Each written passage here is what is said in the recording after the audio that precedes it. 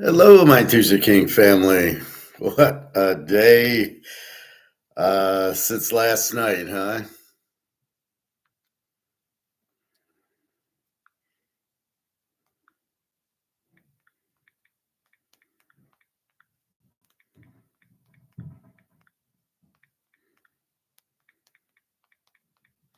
Just a second. All right.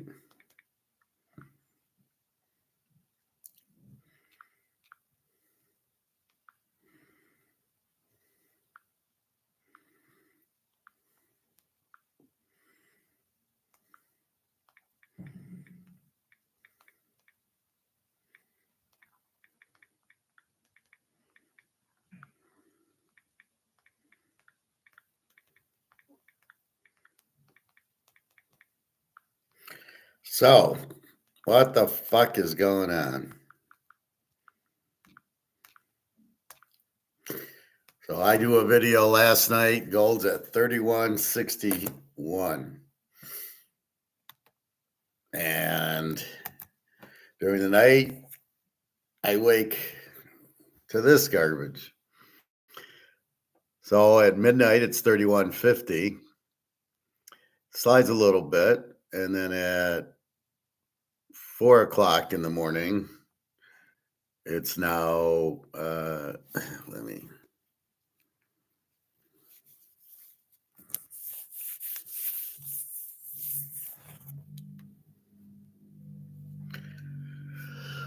So then at 6 o'clock, it's still 11:30. And then all of a sudden at 6 o'clock till about 9:30, it goes down from 31.30 to 30. It goes on $80. What the fuck? But then just as the US is coming in at 10 o'clock, it goes from 30.60 all the way back to 31.33. What the fuck is this? So how does it go that far down and then come that far up? This is the game of the derivatives. This is not volatile. This is bullshit derivatives. This is not, nobody's selling an ounce of gold in this situation. They are just doing derivatives. They're doing options. This is what options do. So let's try to explain. The first thing that happened,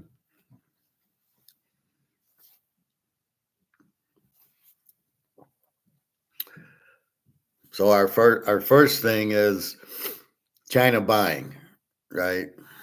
Jesus. Let's try that again. First thing that happens is China buying pushes it up to 31.60. Then it went down to 31.30 and back to 31.50 last night. So it's China buying gold. Then about 2 or 2:30, Europe comes in. China goes to bed, Europe comes in. Europe's selling. I don't know why they have to settle this with real gold, which they don't have. So I don't know what Europe's trying to do. Now, one thing is clear, they dropped the price so the US could buy it. So instead of the US buying at 31.33 or 31.50, the US, thanks to Europe, gets to buy it at $30.65. Or $3,065. So this was all a little game so the US could buy because they need the gold, especially with these tariffs. Now, are they tariffing gold and silver? Can you even tariff gold and silver? And really, what does it matter? I mean, the only thing we do with the silver and gold, we make the coins. Okay, but outside of that, the regular stuff is made here is not going to be tariffed. We'll buy it from Switzerland or something instead of another.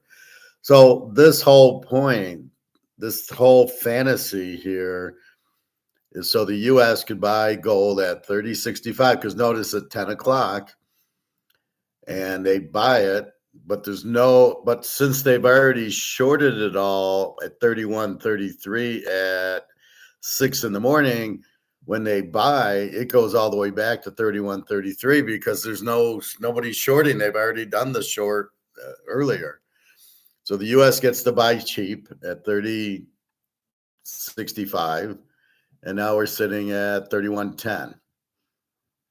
So because they're monkeying around with this bullshit game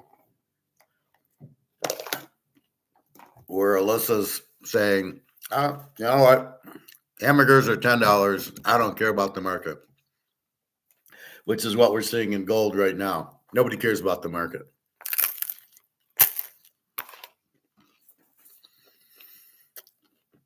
The market's up here willing to buy gold. Comex is down here.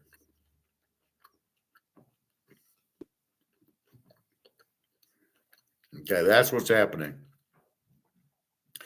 So they're willing to buy it, but when Europe does the drop, it just makes it cheaper, so we lowered Comex so the US could buy it cheaper. So the US buys it at 30.50. Now it's back to 31.12.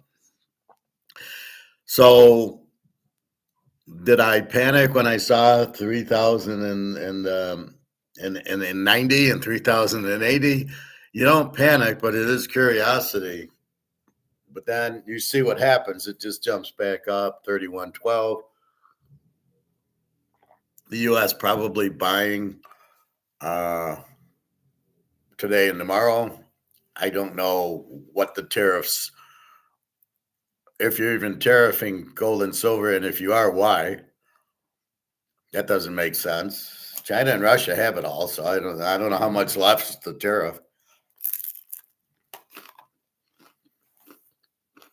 So you're trying to tax China if they sell gold to us.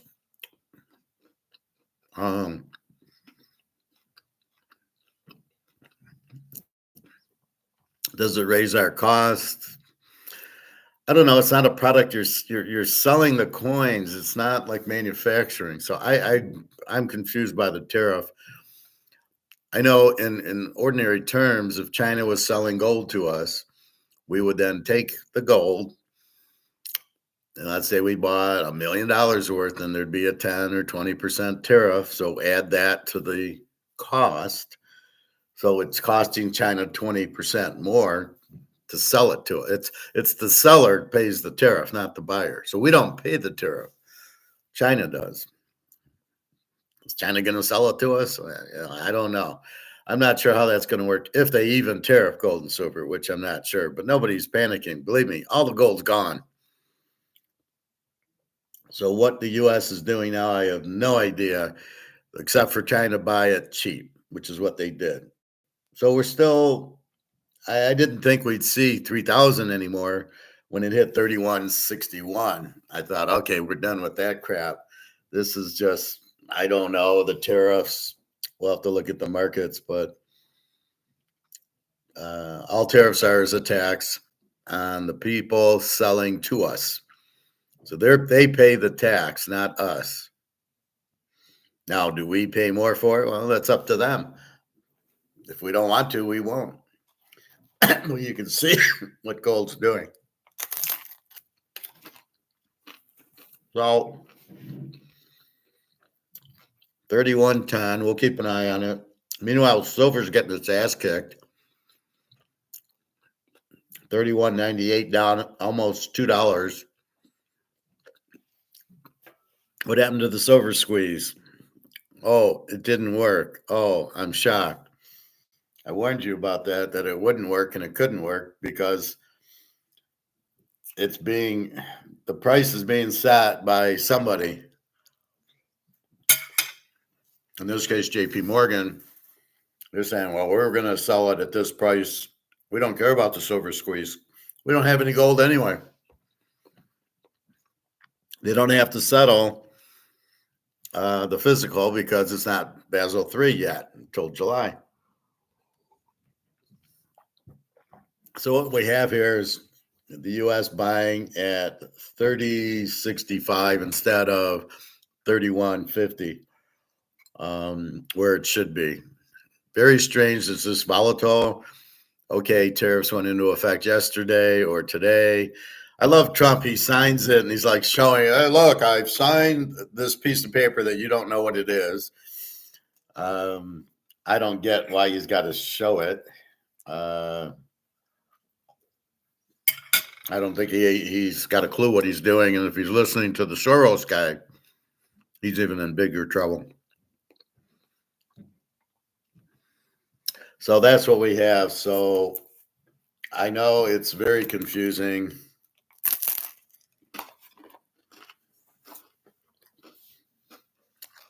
This incredible price movement. Looks like it's about 31.30 is where it should be.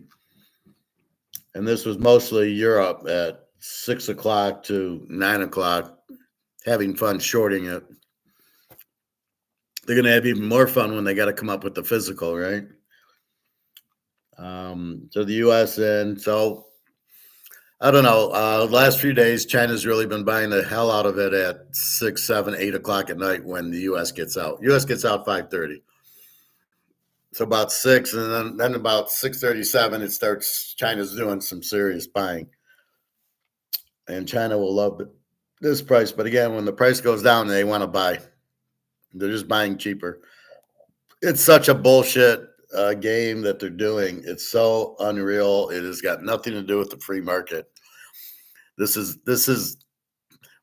not volatility. This is bullshit, right? Volatility, if volatility would be this card going from, let's say it's a 9, 80,000 down to 40,000, and then back to 80,000. It doesn't make sense. In a physical world, in a real market, this card's 80,000, stays at 80,000. Maybe somebody sells it for 75. Maybe somebody sells it for 90. There's different there's going to be 100 markets for this card, but generally it's $80,000. That's what a 9 sold for. So that's basically what you have. And I don't know, the Yankees yellow. I don't know if the error is the white or the yellow. I know some are in white and some are in yellow. And the maize, I believe, is also, the maize is also yellow. This is the Willie Mays one. So in the real world, with real cards, these prices don't vary at all unless they go up. They're not going to vary. It's 80 grand. It's 80 grand.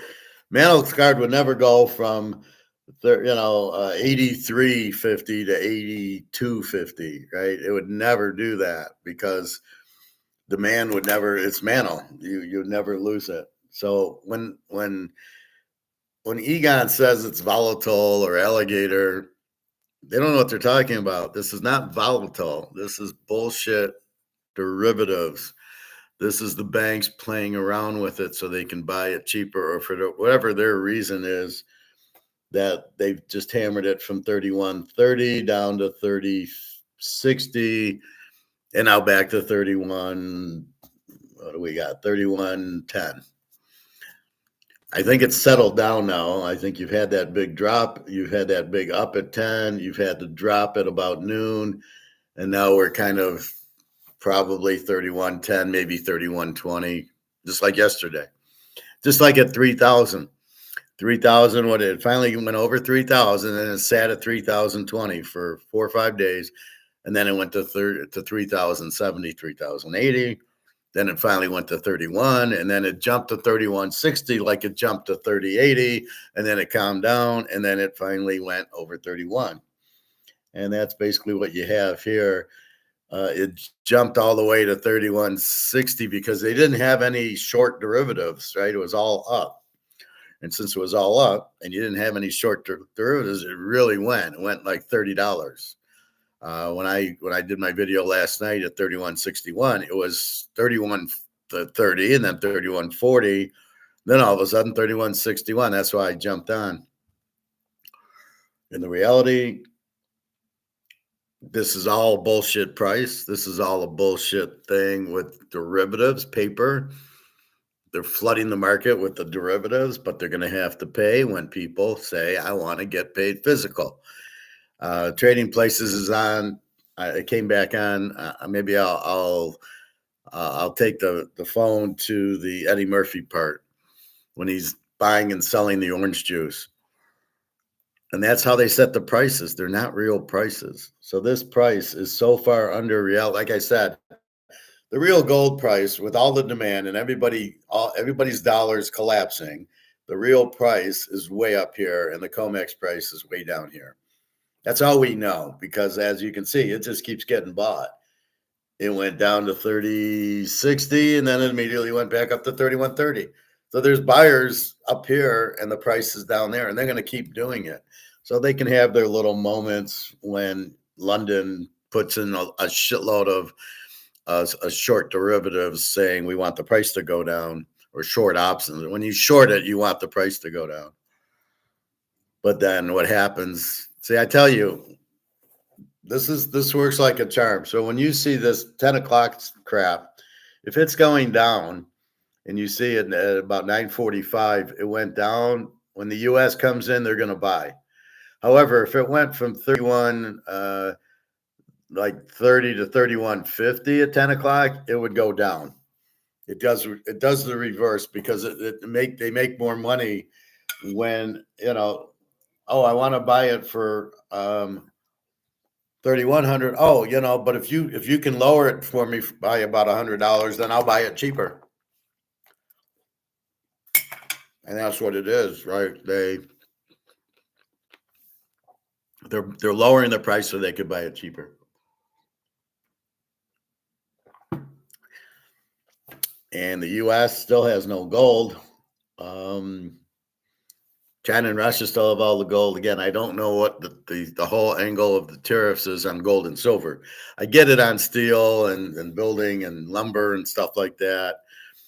We're trying to get tax on it. We're trying to tax them as opposed to income taxes. Basically what he's doing, Trump understands he's got a $37 trillion budget or debt.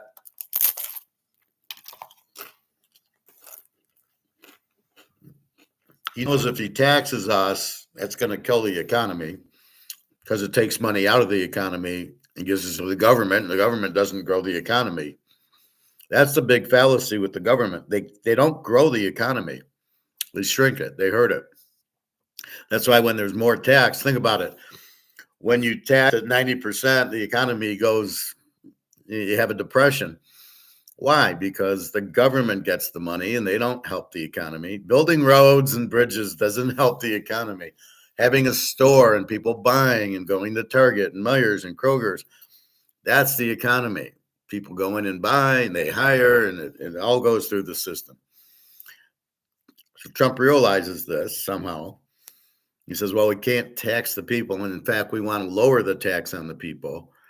And we want to get the money that we need for tariffs. So Trump's very aware of $37 trillion, but he needs gold to get out of it. And he needs a very high gold price.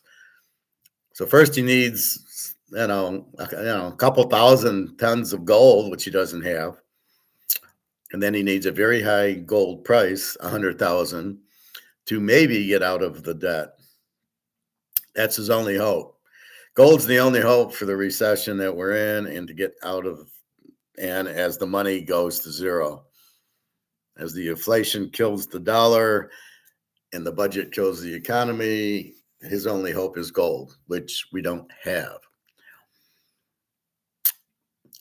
George Soros really did a number on the country. It's all fucked because of him. But he's fucking the whole world. He's fucking the West, Italy, France, Germany, the UK. They're all broke. They all have the same bullshit. Well, I can go to my euro here.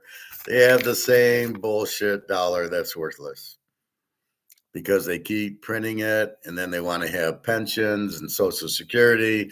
They want to have military. They have debt because their governments are too big. And so they want to do the same thing. They want to keep spending the money. They got to keep printing the money. None of them have gold, although I think, from what I understand, Germany and France have gold, and Italy. The UK doesn't. I don't know what the UK is thinking. I mean, they were so pro gold, and now they don't have any. And then when they get a chance to buy, they sell it. So I don't get it. 3108. Okay. So this my students is what's going on. Don't get too nervous because we see it bounce right back up.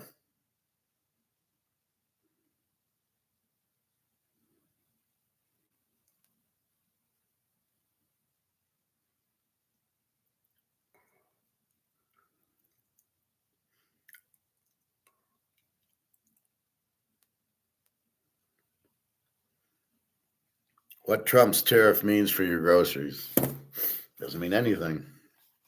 They can't just raise the prices, as I said.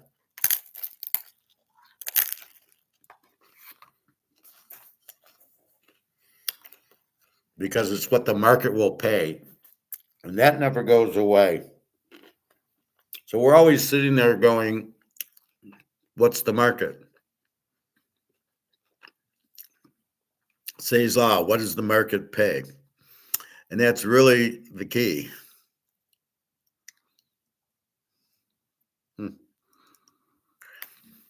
That's really the key is what will the market pay? And the market determines what the price that they'll buy things for. And that's the key. So, what Trump's tariffs mean for your groceries, we've already been hit by the inflation. And that's why Coca-Cola is $3.50 now for a 2-liter, which nobody wants. Although at Meijer's it was still $2.95 or whatever. You just simply don't buy.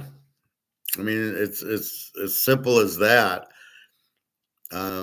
We went out to lunch yesterday.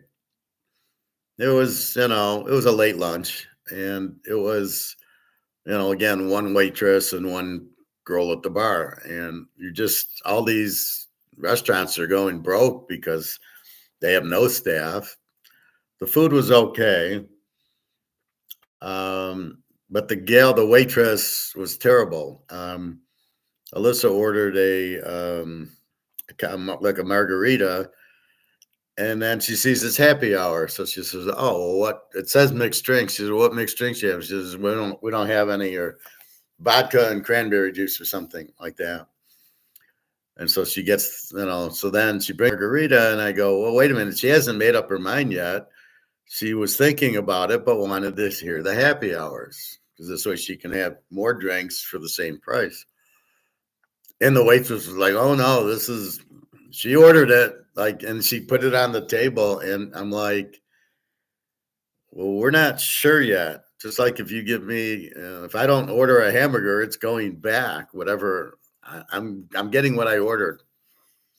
And she was so defensive, and, "Oh no, you ordered it. Here it is." And put it on the table like, "Okay, it's yours now."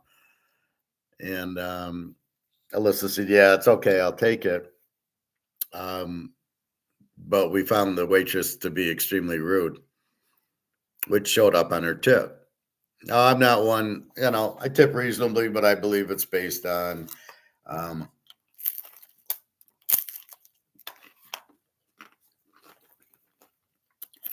it's like if you like my class, so you give me a like. And if you don't like the class, you don't give me a like. Or maybe these guys just don't do either one or whatever. I like it. I like a lot of videos just to store it in my liked section so I can talk about it in class. That's why I like a lot of videos, not because I really like the video, but I want to talk about them.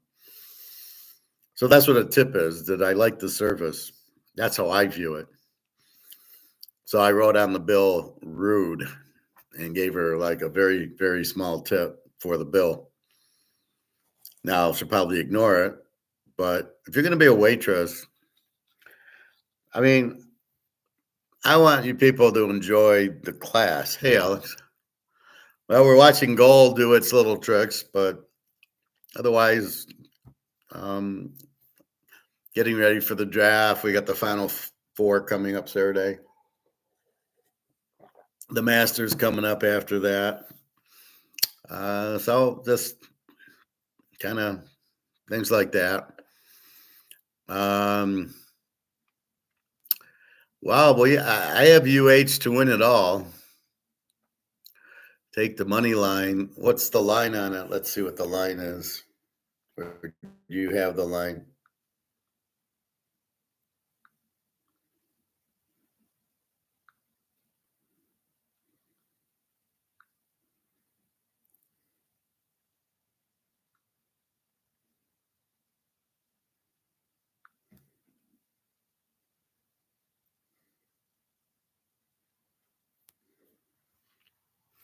So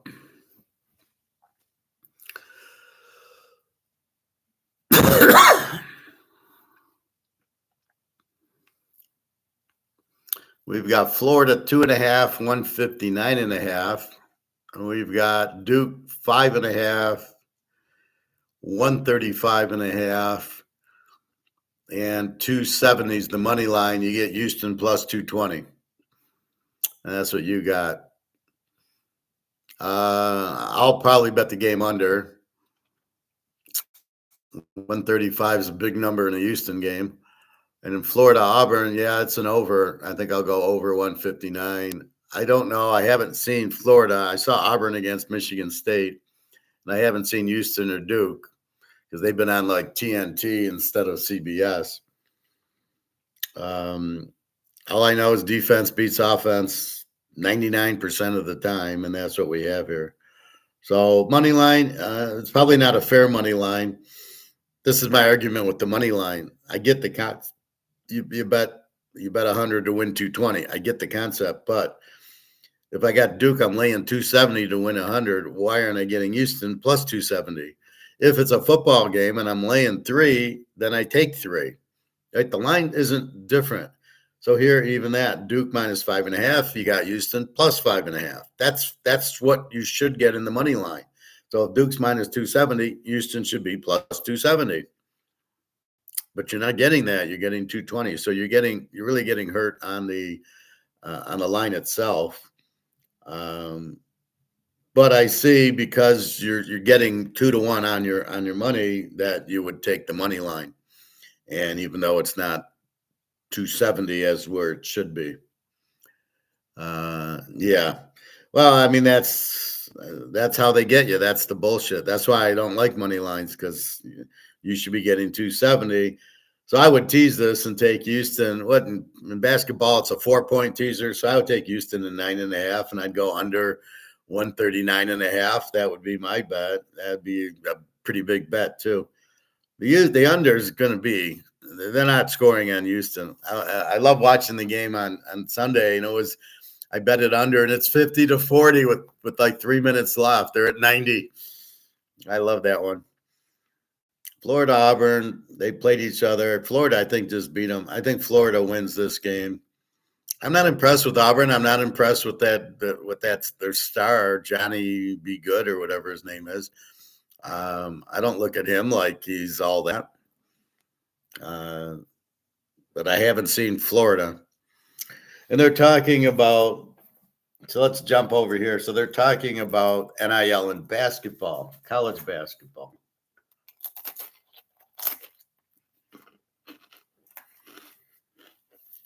And I have a big problem with that because it's amateur sport. It's not professional.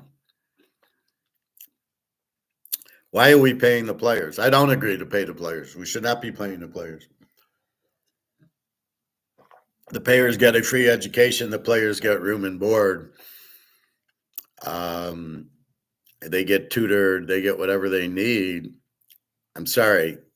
When you're getting $200,000-$300,000 for room, board, and school, especially now, you're getting paid. So I really don't get we got to pay them. We don't, because it's amateurs. Why does everybody think the college players should get paid? They are getting paid.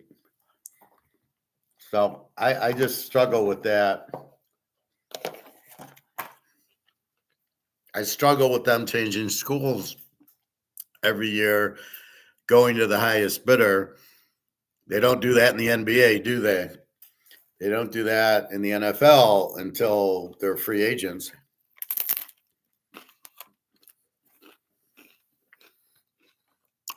The Crown basketball tourney in Vegas is all money based. 50K to teams making semis, 100K to runner up, and 300K to the winner.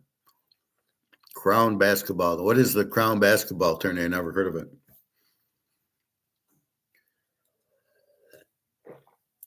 Now, are these even college players, or are these like just guys in the playground who are much better than the college players? But that money, who sponsors it? It's probably what, MGM or a big casino. Secondary tournament in Vegas this year, brand new. What do you mean by a secondary tournament? So are these, do we know if these are like college players, like guys from Houston and Texas Tech and, Baylor?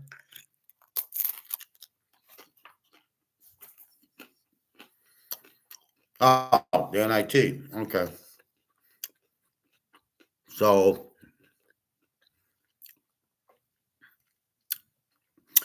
I think what you're saying is the NCAA tournament should pay out to the teams and the players, not that. That would be, so that's kind of that would be a better incentive. But I guess that's what they do now. They pay the Big Ten or the SEC they get the money from the advertisement. God knows there's commercials every 15 seconds. Yeah, okay. So it's an NIT thing. Well, that doesn't seem like a lot of money, considering if they're on TV, they're going to get millions from all the advertisements. I'm just saying that they are now having tournaments with advertised winnings to the team. Well, they're winnings to the conference, who then allocates to the teams now. That's pretty much the same thing. In the tournament, the Big Ten. Well, what do you got? The SEC has Florida and Auburn in the Final Four, gets X amount. The winner gets $10 million. The conference. So Houston's in the Big 12. They will get the money, and then it gets allocated to Baylor, Texas Tech, and all the others, which is similar as opposed to just the money going to the team. It goes to the conference. But in this case, Florida and Auburn both are in it. So all that money goes to the SEC and then comes back down, and they get allocated their percentage. So it's really the same. It's just the whole conference benefits instead of just the team. Crown tourney winnings go straight to the players. Well, that's kind of what's happening in the NCAA tournament, right? If you really dive into it, you've got the NIL money is being doled to the players from the tournament. So Duke will get $10 million for getting to the Final Four, just throwing a number out. So it gets allocated to the rest of the ACC, and that money then probably goes to the whoever to then pay the players. So it does get rolled to the players, just a little bit differently, but it's the same theory. The conference gets the money, gets divvied up by the teams, and the teams then can use the money to NIL it.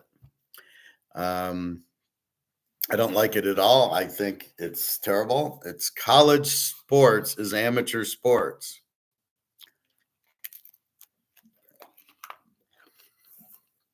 I can see the NBA putting a stop to this because people aren't going into the draft.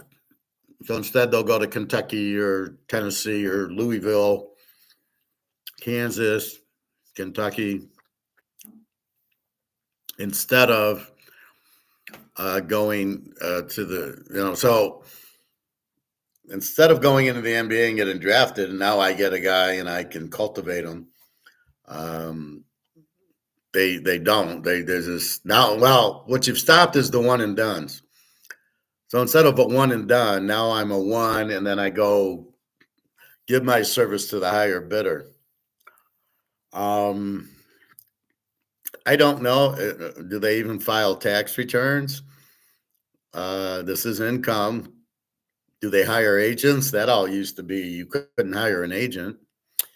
I don't like it because this is amateur athletics. This is not professional. We have a professional league, and it sucks, but we have it.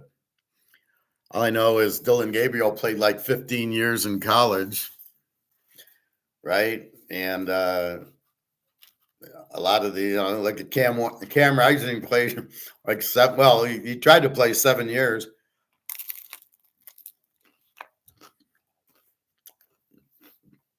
But why is the team paying? And they don't pay all the players. This has to blow up because if the quarterback's making $3 million and the lineman isn't making anything, or the defensive linemen aren't making anything,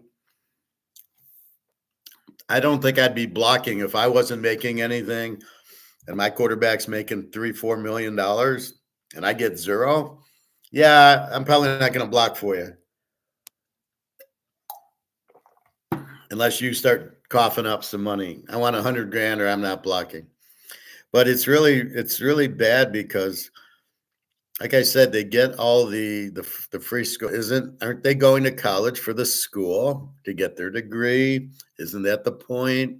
You don't have to pay for college. You get a degree. So what happens if you get hurt? Cam Rising, did you get your degree or are you just fucking around there? Now, he did make some money, I guess, for staying at Utah. They must have paid him. Great player. Now he's in the real world with no degree. I don't get these guys that change schools every year. I know I've changed jobs a lot, and it really sucks because you get some good bosses and some good environments, and then you get jobs like Tenneco and Toyota that absolutely suck. The environments suck, the bosses suck, the people suck, and you don't want to be there. And this is what they're going to get into when they keep jumping schools. This is the hidden part. You get a bad coach and you get bad teammates, you're fucked, right? You're going to play with bad teammates. It's not going to work. So that's why it's like you're dating a girl and you keep switching girls every year. And then you realize, well, wait a minute, because the first girl I really, she courted me and we dated and we liked each other, which is like a kid going to Michigan, right? His first year. And I like the campus. I like going there. And then all of a sudden, Ohio State, well, we're going to offer you $1 million. And okay, I'm going to leave. But now it's different. You didn't like the environment. That's why you went to Michigan. There's a lot of pitfalls that it's not that easy, and you work for money. I get it, but there's some environments you say, fuck off. I'm not going to work there. Alex, they're having tournament, right? Crown tourney winnings go straight to the players, right? I got it. Good morning, Prophet. So like I say, so do the NCAA goes to the players also indirectly through the NIL.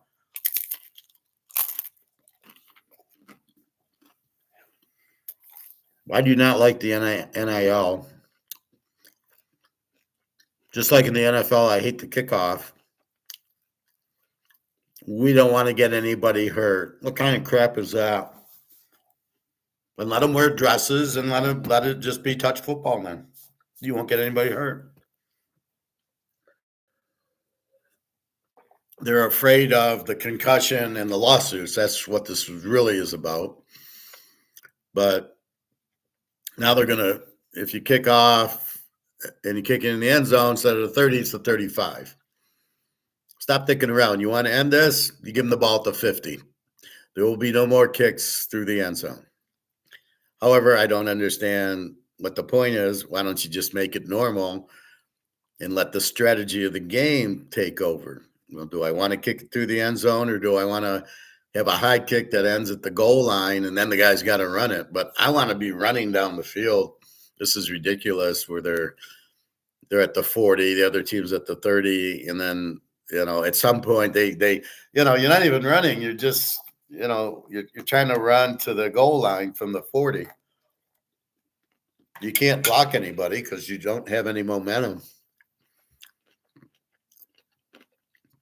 And they're trying to say, well, it's safety. I mean, what kind of crap is that? I don't like that. The push tush, I don't like at all. That's not football. It's rugby.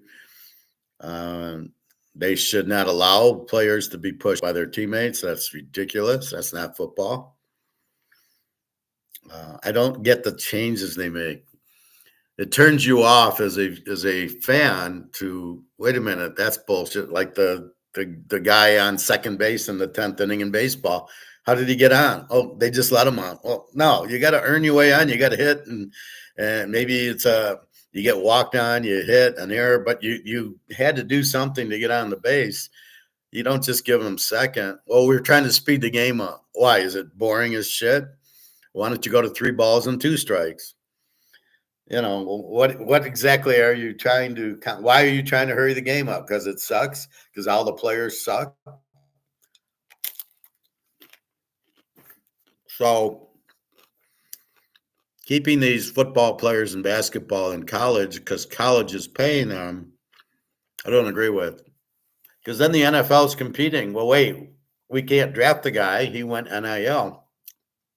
Like my guy, Daggio Pavia, the quarterback at Vanderbilt from New Mexico State. He's staying in college a 6th year and making a couple $1 million, I guess, on NIL. Well, that's ridiculous. He should be in the NFL now, and they should be priming him, and he's a really good quarterback. But now the NFL has to compete with them. Well, wait, if he stays in, he's going to make $2 million. So I got to come up with $3 million to convince him to get drafted. That's ridiculous. As a financial analyst, I can choose what, been at GM, been at Mercedes, been at Ford. And, you're a free agent, but there's loyalty. When I got at Mercedes and they're paying me good money and I enjoy the environment, I didn't look to jump to another job until the job ended because of COVID. I never looked. I was perfectly happy with that. If you have a very good girlfriend or a very good wife, you don't just run to the next girl, run to the next girl, run to the next girl, and hope it's as good as what you have. This is the fallacy that these players are doing. They just assume that, well, if I go from Michigan to Ohio State, everything will be peachy. Believe me, it ain't going to be peachy. There's going to be a lot of problems. Look at Uglia Buglia and all over. It was Clemson and Oregon State, then Florida State, and he sucked at all of them. And now, if he gets drafted, I'm never going to watch football again. Cam Ward, I don't know why they picked him up. I don't understand him. He is not the number 1 pick. He's not close to it. He's nowhere near Daniels or Penix or Bo Nix. He's probably as good as Caleb, but Caleb's not very good. Anyway,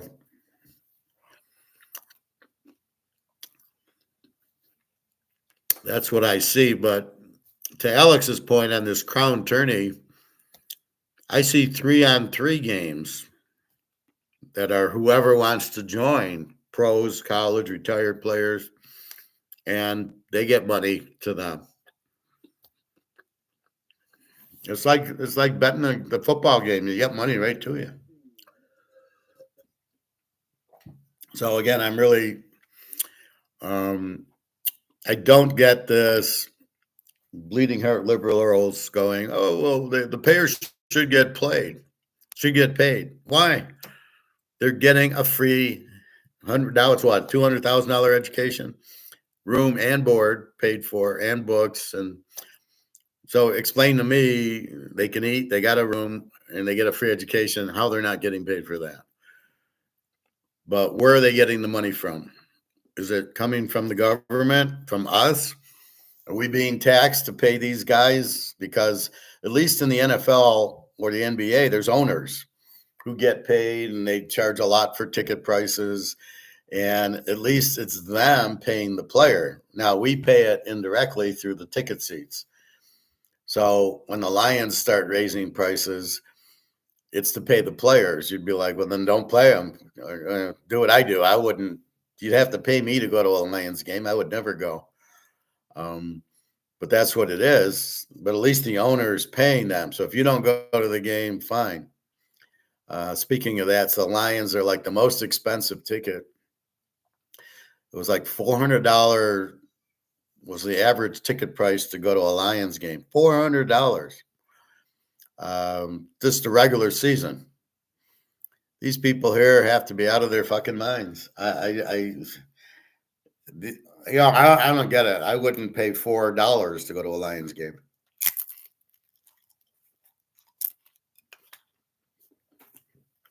I don't know. Very, very, the Lions are gouging them. They're finally good for the first time in 60 years. Since the 1950s, they're finally good. And they want to gouge everybody. And the guy says, well, that's what the market will bear. It's similar to other teams or whatever.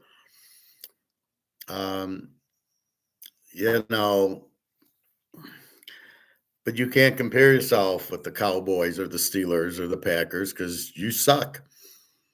You finally had a good year. That was it. That was your chance. You were the number one seed. You had the home games and you lost to Washington. Forget about it. You're done. So, why they're gouging the fan, they should be excited the fan came and just charge more for concessions and parking and jerseys without the tickets. Because, if it's $400 a ticket and you take your family of four, that's $1,600. Parking will cost you maybe $100 to $1,700. And then you get hot dogs, beers, pops, chips, popcorn. And it's going to cost you like $2,500 a game to go to a Lion game to watch them lose. You got to be nuts. I really don't get it. I would never do it. But these people are insane here. These are just strange people who they don't know anything. Sit home and watch it on TV and go buy an ounce of gold. Well, you can't even buy an ounce of gold for $2,500 anymore. Profit. Another good rule change proposed is to have wild card teams with a better record than division winners seated higher in the playoffs. I don't agree with that. It's because of scheduling. You've got to value the division winner higher than the wild card team. It's just the way it is. Because if you want to follow that path, Profit, the division winner wouldn't even make the playoffs, right? Sorry, you went 9-7, and you got three 11-win teams. Why is the 8-7 team in the playoffs? So you have to determine, is it the top 6 records make the playoffs or the division winners and then the wild cards?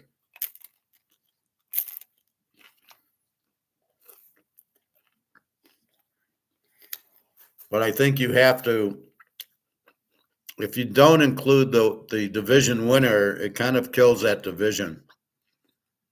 Like the AFC South and the NFC South. Although Tampa's pretty good now. So what do you do in the AFC South? They all suck. What are you going to do with it? There's always, you had Baltimore and Pitt, Cincinnati, then should have got in over Houston. And then there's no value to winning the division. So I think you have to reward the division. No matter how bad it is, you won the division. Somebody has to win it, should make the playoffs. And then they should supersede the wild card.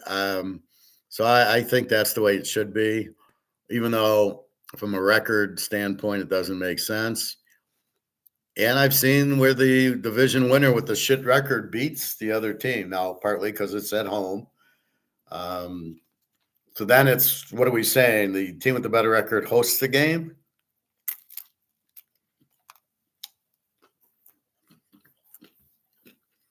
So if Cincinnati had a better record than Houston, should they host the game against Houston, or should Houston host it as the wild card?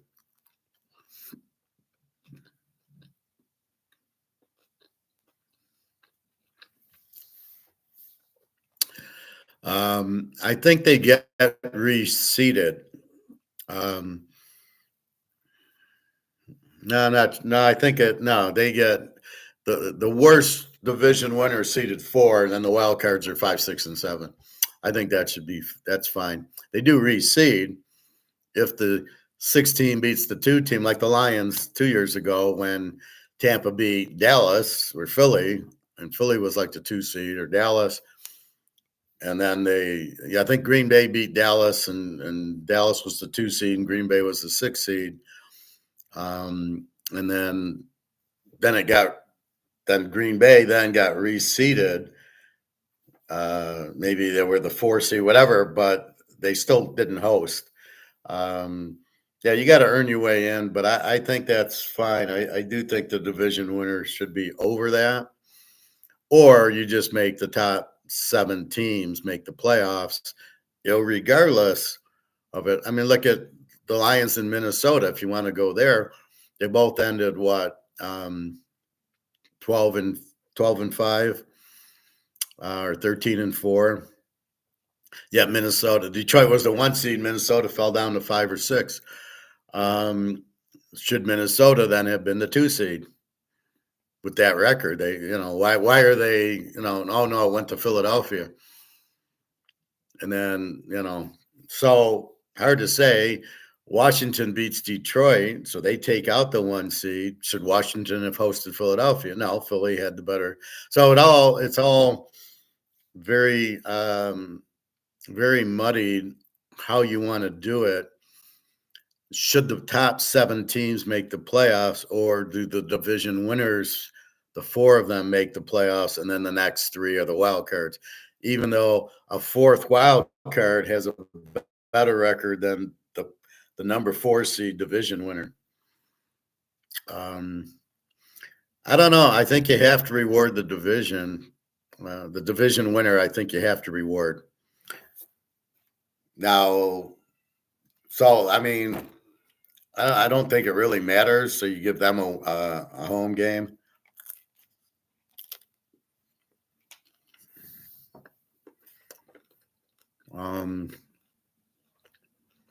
I think it was the Rams this year, right? So the Rams played at home against Green Bay and beat them. And then they went to Philly. All right. They're eventually going to play Philly or Washington.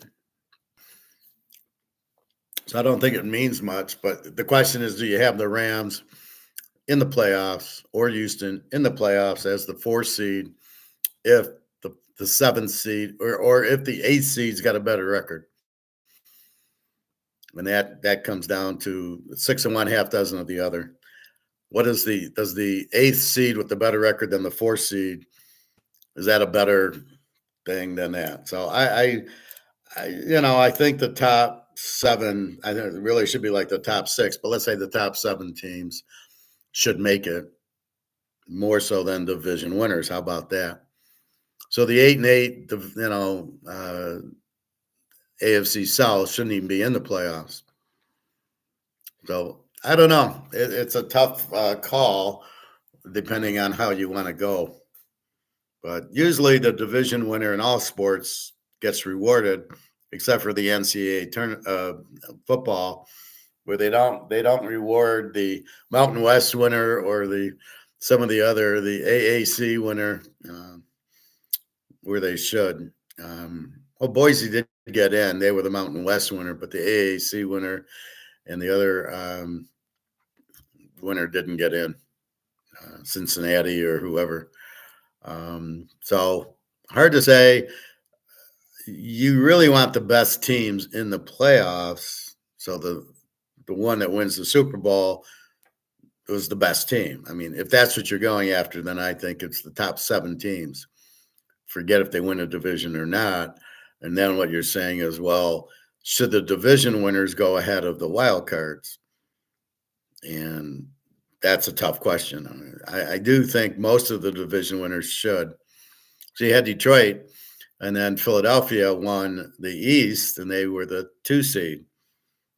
Minnesota, did they have a better record than Philly? Should Minnesota have been the 2 seed, and Philly then be the 3 seed, and the Rams are the 4 seed? Yeah, I mean, I don't know, but I think you've got to put a precedent on winning your division. I think that's important that you have that. Profit. Some divisions are crap, so why give anyone a playoff spot? Again, because they won the division, they should get rewarded for winning your division. You might be a bad team, then you'll be out in the first round, but you still, I mean, look at Boise made the playoffs, and who else? SMU was in.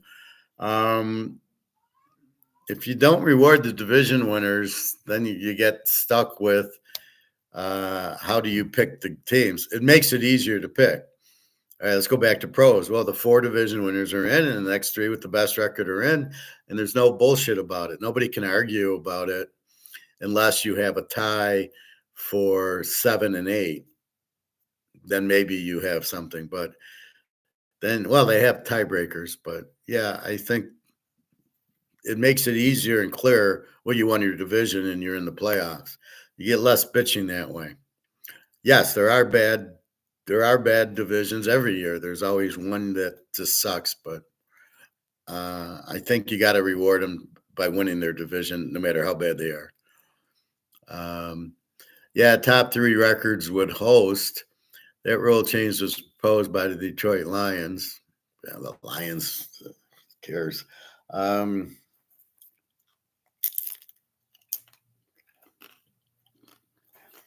The top 3 records would host. I don't agree with that. So I believe it would have been Detroit, Philly, the Rams, and and Tampa. Okay, I got no problem with that. They should be the home teams.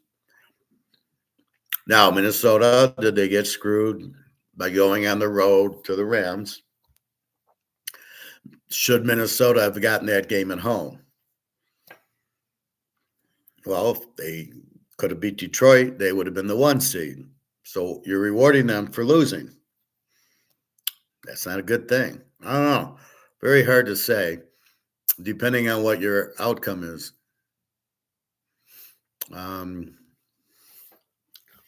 Detroit got rewarded. See, here's the other end of it. Detroit got rewarded by beating Minnesota, winning the division. Philly got rewarded by winning their division.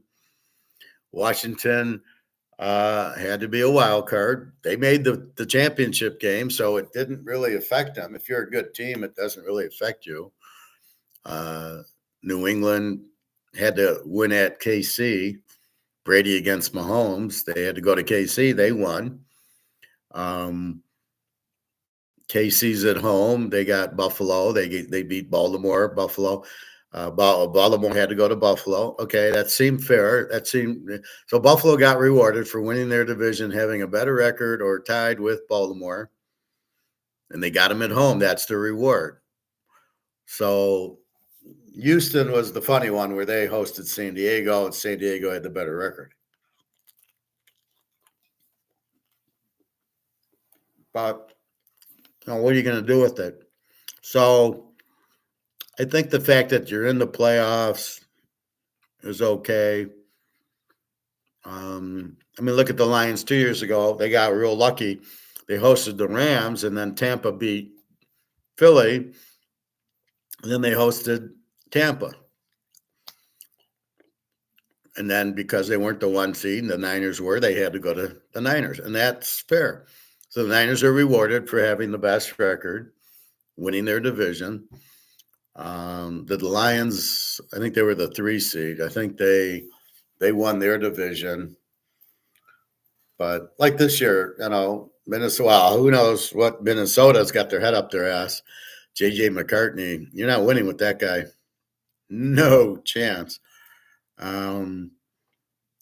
I just remember the Georgia game, and he just would get sacked mercilessly. That guy with a lot of turnovers. He's not a big league quarterback. It's okay. We'll bet against Minnesota with McCartney, and we'll win a lot of money because we're going to take advantage of the bullshit quarterback, which is what you should do. Wild card teams don't win the Super Bowl very often with the current rules. Well, Minnesota played like shit. Green Bay, well, the Rams, they win a wild card. Well,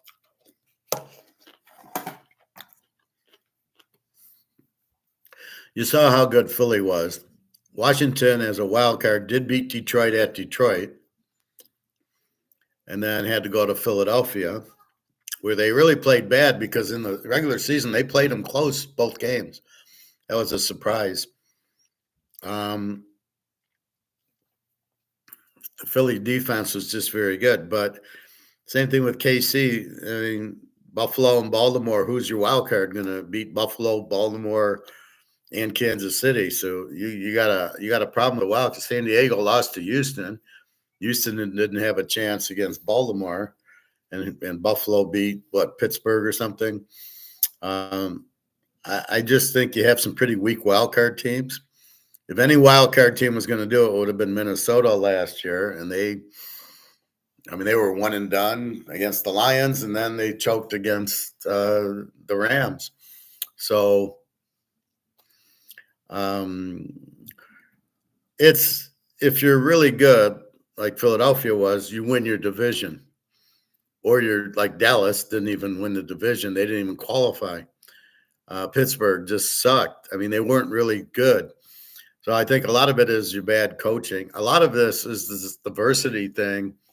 We got to hire a woman or a minority instead of the best coach, right? That's the problem with this diversity thing. Well, we need a minority or a woman versus, but we want to get the best person for the job, and that's what should be doing. And I think that's what's hurting football. They're trying to get diversity instead of the best coach. And most of these offensive coordinators suck. And most of these head coaches suck. And most of these quarterbacks, we want to get Anthony Richardson because he's an athlete. Well, he's not a quarterback, though. So Indy sucks, and Trevor Lawrence sucks. And you're not really the GMs that are in aren't good. So they draft crap. Look at the Bears. Yeah, we go from who's the kid? We go from Pickett, I think, or Mitch. No, we go from Mitch Trubisky. What a great pick that was. Where did you find him? He's not a first round pick. To Fields, who was never a first round pick, to Caleb, who's never a first round pick. So you got 3 terrible picks in a row. The problem is your guy. But that's why they don't do well in the division or as a wild card, because you don't have the same talent as a real shrewd GM who gets Mahomes, who gets Joe Burrow, who gets Josh Allen, which I'm still worried about. San Diego. Okay, Denver, hey, they got Bo Nix. San Diego's got Herbert. Okay, you can see them. Oakland, I'm still scratching my head with. Geno Smith's not your answer. So they need a running back and they need some defense. But we'll see how they draft. This is Coach Pete's first year. They should do better because they have Coach Pete. So what's Seattle doing? Getting rid of Coach Pete, getting rid of Metcalf. They're out of their freaking minds. They don't know what they're doing in Seattle. I'm not betting on them too often. With the great defense and Richard Sherman, yes. Now, no defense and the quarterback sucks. No, sorry. And you don't have Metcalf. Although I did hear Richard Sherman's house got broken into. I read that story, and his family, I think, was home. That's terrible. I don't know. What do you do? But the problem is he probably lives in this really big house. So the robbers know it's a very big house. It's got a lot of money in it. So you're shining a big flashlight, hey, we got money. and the robbers are going there. That's why I'm saying to the smaller places, robbers aren't going to, because there's no money there to get, so they're not coming. So you don't advertise it. That's my whole point with Elon Musk. If I was Elon, if I would have that job, you wouldn't know it. I would be behind the scenes, and I would not be, hey, I found all this, because you know who you're fucking with? You're fucking with the Russian mafia. At the end of the day, they're the ones who are getting the kickbacks from the defense contractors, from everything else. It's the Russians and Chinese mafia. And that's the problem. So when you uncover something in U.S. aid, you're better be careful, because you know who you're fucking with is the Russian mafia. Don't kid yourself. They're behind all this, and all they want's the money. And when the money goes out, they're going to wish they would have just got gold if they don't have any. But I'm sure they'll go to Putin's swimming pool and take a few bars out of that. But no wildcard teams. Well, once in a while, the Eli Manning team did, somehow beating Green Bay and Green Bay. And no, that's Brett Favre. So it's all the player. That's why you look at the defense and the player. But it happens. But it's designed that the wild cards have a chance. Why do we have 7 teams in the playoffs in the pros on each? So you got 14 teams in the playoffs. Why? It should just be Kansas City and Philly and, Buffalo and Baltimore. Well, not Baltimore, Buffalo. So it should be KC and Buffalo against Philadelphia. And this year was Detroit. Here's your playoff. Why have all these wild cards? They, like you said, they don't have a chance. So I agree with that. I think the draft, these teams are clueless what they're doing. I was just watching Draft Day it's on Netflix, the one with Kevin Costner, and taking a linebacker with the first pick was not good. Losing his 3 first rounders and then getting him back. Yeah, I don't know about that. And then getting a running back at number 7. So you got a linebacker and a running back. Yeah. Okay. You want me to believe that? So I it's hard to watch those movies, but this is the thing. So they make the draft a big spectacle. Why? You might have 10 players in the draft that are meaningful. That's it. So you drafted Fields. Is he meaningful? No, he's a backup somewhere. And Bryce Young, oh yeah, you drafted him. The guy's terrible. So that's kind of what I see is, it's very hard to draft, especially now. The problem I have with the kids going to all these different colleges each year for the money, I wouldn't draft any of them, because really what you're doing, you're getting guys that don't care about their team, that apparently only care about money. So they're going to go free agent on you as soon as they can. The whole idea of building a team, my God, the 70s Steelers, well, what would they do in this era? Mel Blount, gone. Joe Green, gone. Franco Harris, he never would have lasted. Swan, Stallworth, okay, I'm here 2 years, goodbye. I'm going to the highest bidder. This is why it's very special, the 60 Packers and the 70s Steelers.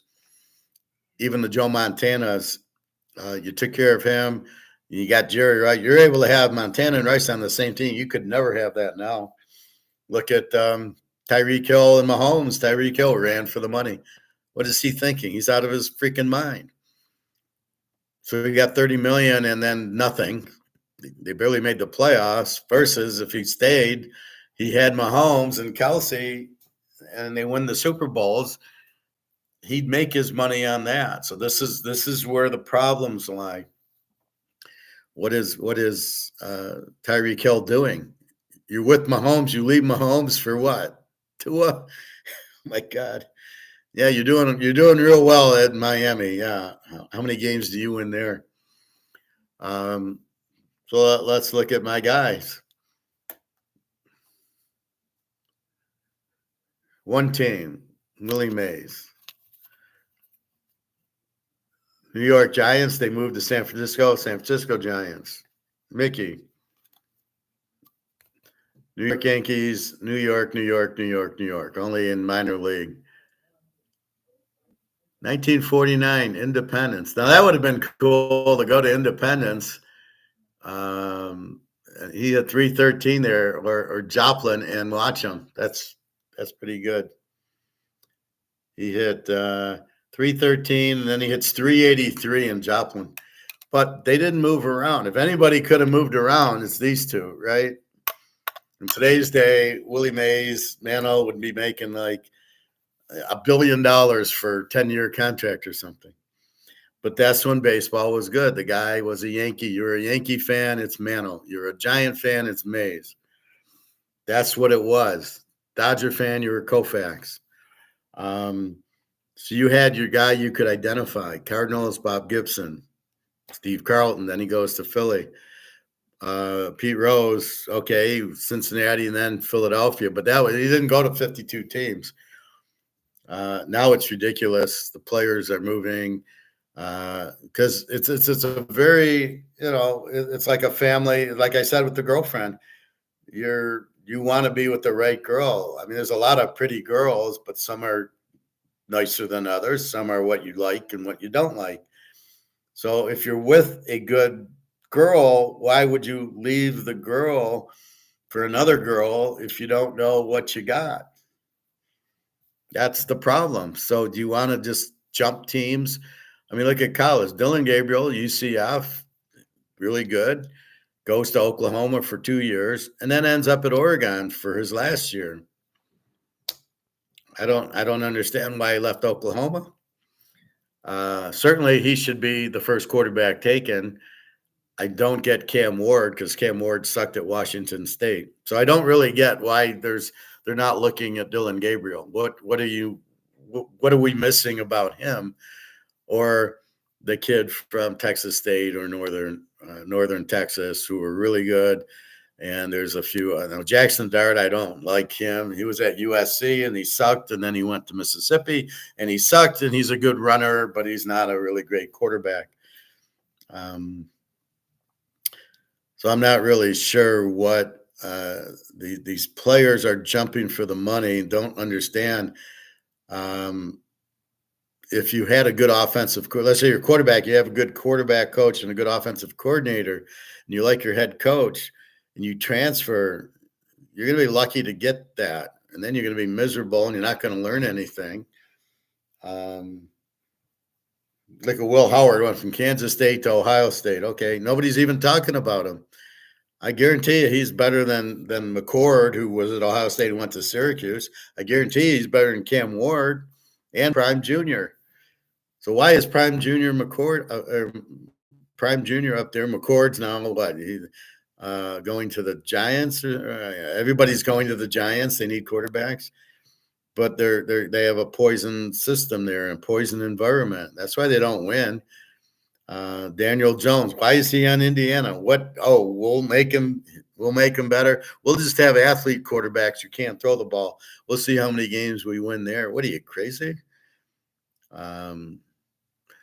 Anyway, just ridiculous. Raiders should try to get Dylan Gabriel with their second round pick. Who's their first round pick? I think that would be a steal for anybody to get, even in the first or second round, to get Dylan Gabriel, to get the kid from Indiana, to get the kid from Texas State and North Texas.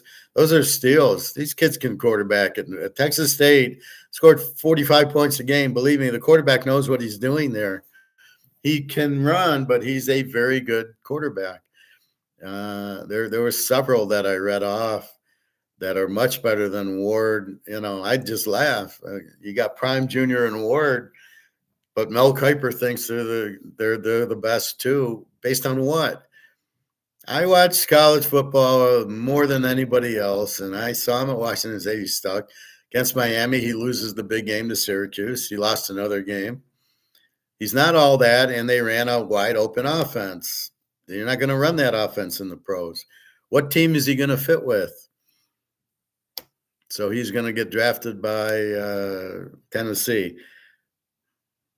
5 touchdowns and 15 interceptions if he plays. They won't win a game. He won't do shit. He'll run around a lot. So it'll be like Drake May, who sucks, or McCarthy, who's going to run a lot. But you don't win with that. Who wins? Mahomes wins. Burrow wins. I'm not going to say Hurts won. I'm going to say the Philly defense won by bottling up Mahomes. But that's why Mahomes wins. He's a quarterback. That's why Josh Allen beat Lamar. That's why Lamar never wins. He can't throw the ball. He's not accurate. That's why they don't win. He's a good running back. He should be a running back. I'd probably play him as a receiver. I'd play him as a receiver, like a wing back, something like he'd come in on third downs, and I'd give him the ball and let him run outside and see if he gets anywhere. I would never have him as my quarterback. How many times you want to beat your head against the wall, watch Mahomes win and Lamar loses, and you're trying to convince yourself that Lamar's a good quarterback when he can't throw, and Mahomes wins all the time because he slides around and makes these great passes. At what point are you going to wake up, realize Lamar is not your answer? You're going to keep losing with Lamar because he can't throw the ball. This year it was Buffalo. Usually Kansas City gets him. So he's good in the regular, even in the regular season. They lost a 10-point lead to Cleveland, for Christ's sake. I don't think he's all there. I just don't. I don't really get it. I really honestly don't get it. I think their plan is, we'll have 10 blockers in Lamar, and yeah, that's good. That's like I was talking to this basketball coach when I went and played poker. Well, the 3-point shot gives you 3 points, and the 2-point shot only gives you 2. So we want to take 3-point shots. They go, yeah, but you're going to make like 20% of them, and I can dunk 100% of the time for 2 points, and I'm going to miss 70, 80% of the time for 3 points. The twos, so I'm going to make 2 twos if I'm dunking more than and then I'm gonna miss the 3. So I'm going to get 4 points and not get 3. So yeah, that's a stupid analysis. Profit. Gentry is supposedly their first round pick right now. Well, I don't know, but they're okay. Even if he's not there, you can. But I would get Gabriel, and then I would get either Gentry or Scatterboo from Arizona State. I'm not crazy about the North Carolina guy, but how many North Carolina games am I watching? But he did not, in stats, there's 5 or 6 better than him. But I would take, for Oakland, Scatterboo's like Marv Hubbard. You give him the ball, 2nd and 5 at the 5, touchdown Scatterboo. But not, he's not going to be, he'll be good. I don't know what the North Carolina guy is. He didn't get a lot of touchdowns. So that's how I view it. I think Mel Kiper's an idiot, and nobody questions his older pick. Well, wait, you had Bryce Young going number 1, and look how he did. But nobody calls him on it. It's crazy. Why aren't they calling out Mel Kiper? And yet all I see is Mel Kiper on Mel Kiper's big board. And I just shake my head going, but this guy's an idiot. Anyway, too many offensive linemen in the first round.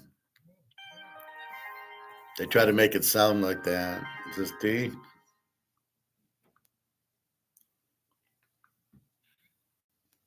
Good, it's D.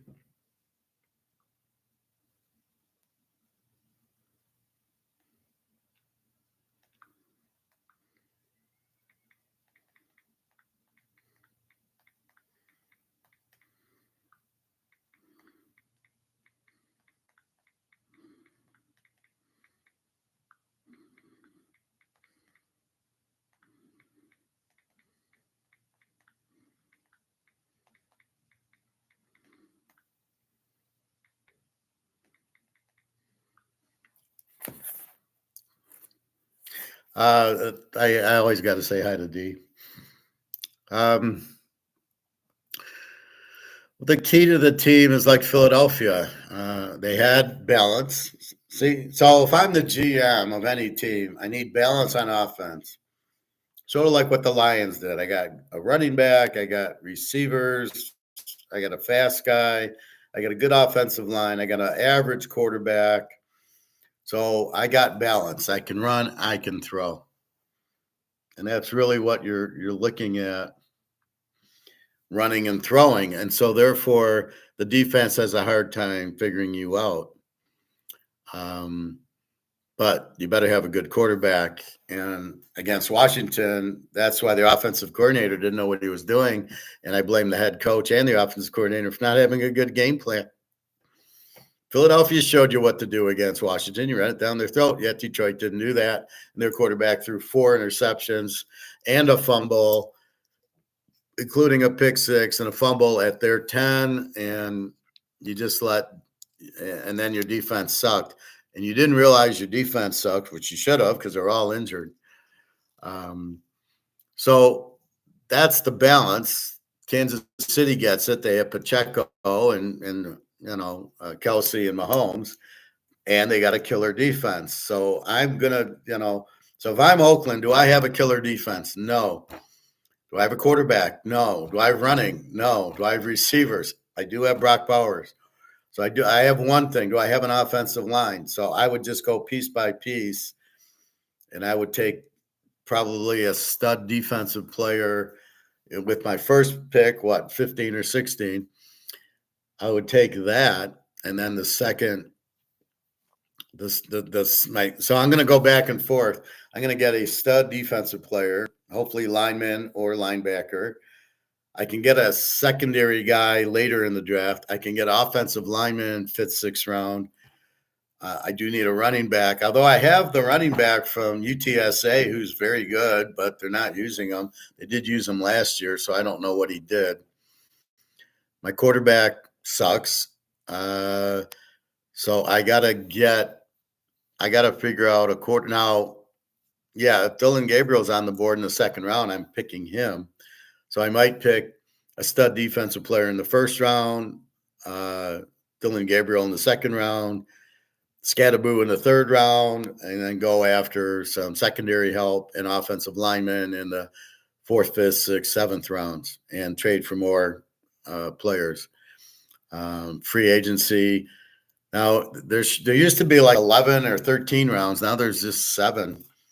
And so there's a lot of good free agents you can get. I mean, there's a lot of like Notre Dame's, Ohio State, Michigan players that are still available after the draft, especially for offensive line. I'd be all over those guys. You can't judge offensive linemen. You have no way of judging it. Remember Tony Mandarich of Michigan State? Green Bay took him with the 2nd pick in the draft ahead of Barry Sanders, and the guy sucked. 2nd pick in the draft, and Barry Sanders is out there. So you thought he was better than Barry Sanders. I hope that Green Bay GM got fired right after it.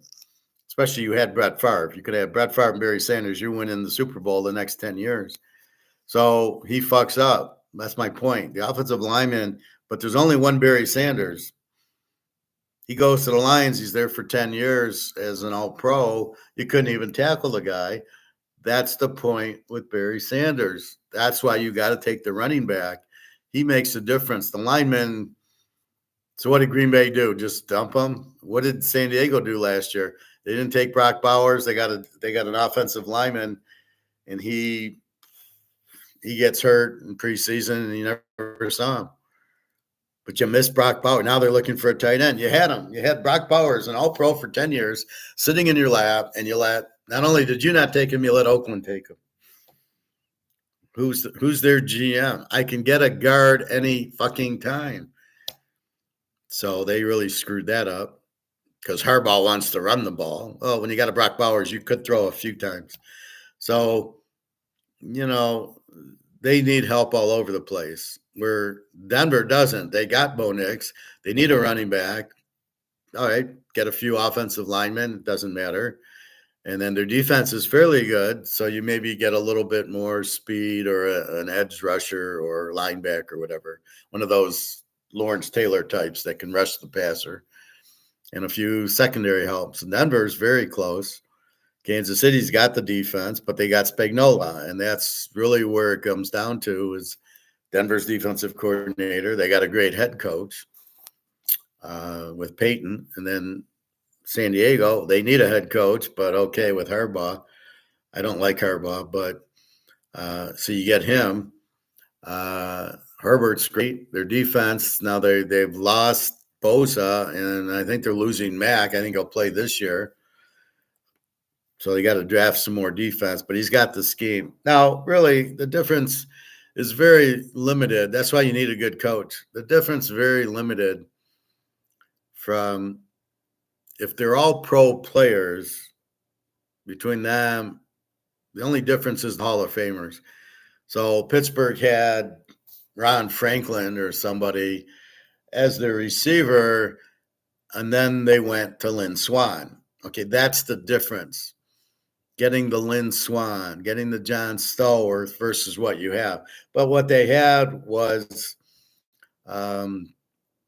good pro receivers. They just weren't Hall of Famers like Swann and Stallworth or Franco Harris. Pittsburgh had the advantage of being able to spot and draft Hall of Famers. They took Franco Harris over Lydell Mitchell, who both went to Penn State, and Lydell Mitchell was the lead running back.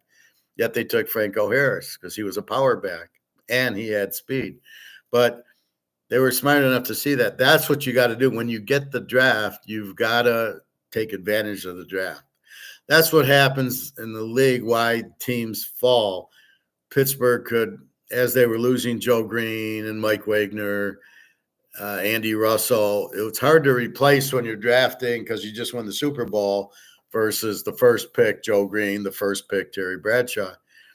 That's the difference. That's what's hard to keep it going in the NFL because you don't get that cream, the number 1, 2, 3 player. You're getting number 30. Look at the Lions this year.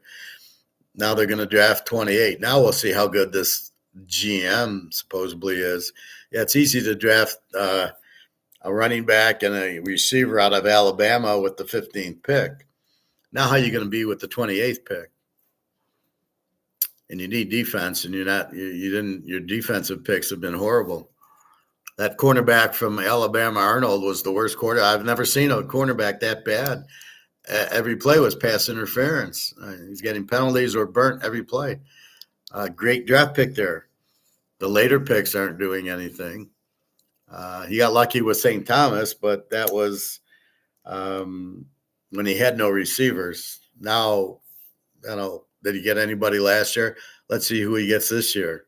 Probably nobody good, and we'll see. But anybody can get the first 10 picks. Anybody can be a genius GM. And that's why he wants to re-sign a lot of the guys, is because he got lucky, but he's worried that he can't draft as good as he did because now he's drafting later in the rounds, and he's not a very good GM. If he was that good, he wouldn't have left the Rams. Anyway, so draft coming up. Again, it's very simple. Just get studs for your defense, get a Franco Harris type of running back. Keep the other team's defense off balance. They don't know what you're doing. The Steelers won with Bradshaw, who was not a very good quarterback. So if you get Franco and Swann and Stallworth, you're fine. And they never had a good tight end. Benny Cunningham, I guess. But see, that's the difference. So that's the key to it. So right now, Oakland should be focusing on defense and Franco Harris.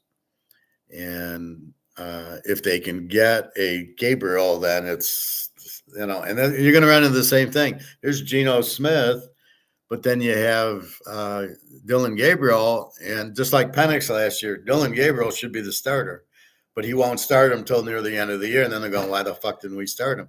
Penix should have started, I'd say 3 or 4 games in. How many games did you watch Kirk Cousins throw 5 interceptions? And you wasted 3, 4, 5 games with Kirk Cousins. And what did I tell you? Penix should have been the starter maybe from week 3. I told you Penix was better because I watched him at Washington. And that's what I'm watching Gabriel at Oregon. And it's not hard to see the guy's a good quarterback. However, why aren't they talking Will Howard from Ohio State? He was great at Kansas State. They ran a little different option. But by the way, he beat Notre Dame and he beat Penn State, and they won the title against somebody, Notre Dame, I guess, and they beat Oregon. So at what point do you not think Will Howard's any good? Yet he doesn't make the big board from Mel Kiper. Why not? Why is Cam Ward so much better than Will Howard or Dylan Gabriel or my guy from Texas State and my guy from Northern Texas? They're much better quarterbacks than Cam Ward. And Prime Jr. is only there because of Prime. Prime Time was the coach, so he's a good quarterback. He's not a good quarterback. The big game against BYU and the big game against Kansas, he choked. He doesn't show up. Because most of the teams didn't have great defenses, but BYU did, and Kansas had a fairly good one. So he didn't show up in those games. Talk about a big problem in college sports as we're talking about wild card teams making the playoffs. I mean, you've got 20 teams in the SEC and the Big 12 and the Big 10. How do you even figure out who's any good? Because they're not playing a full schedule, right?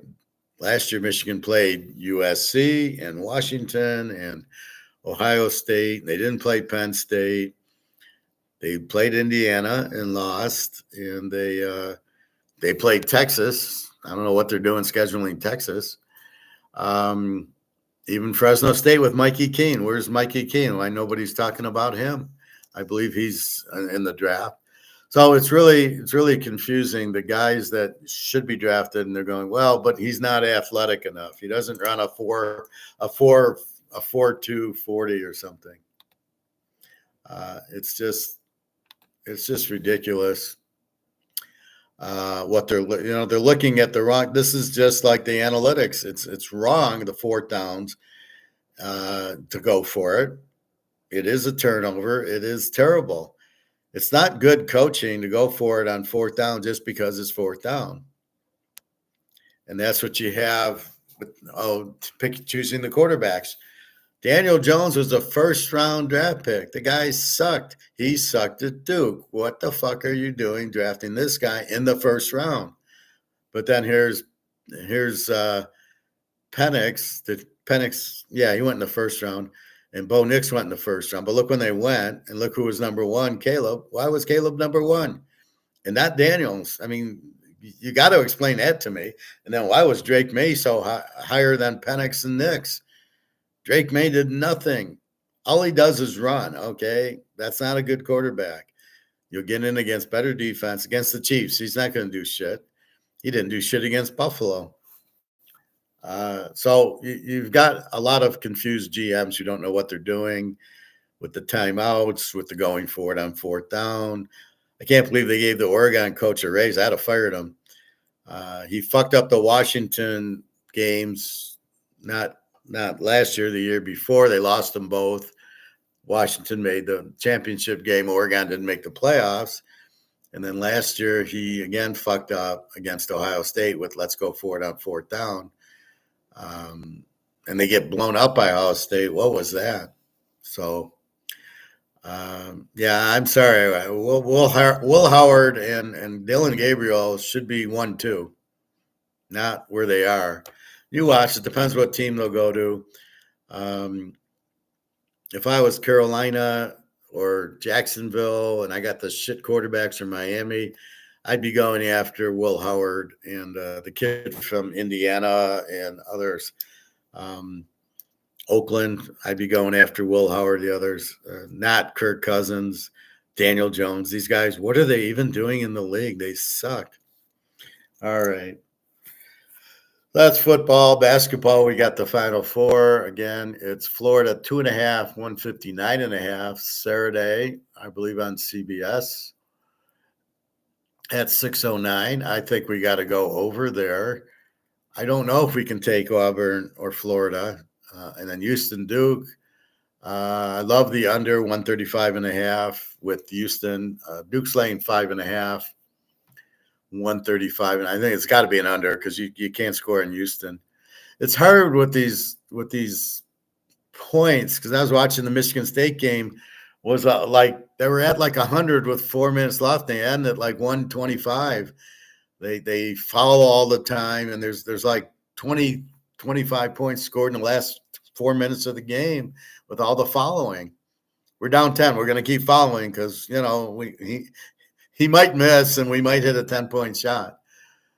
So we have that. That's the Final Four, and that again is on Saturday. Today's Thursday. Let's see what's going on. Who God knows in the gold price.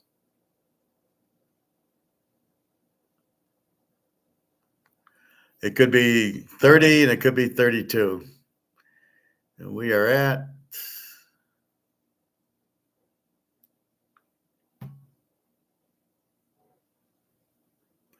we're at 3104 at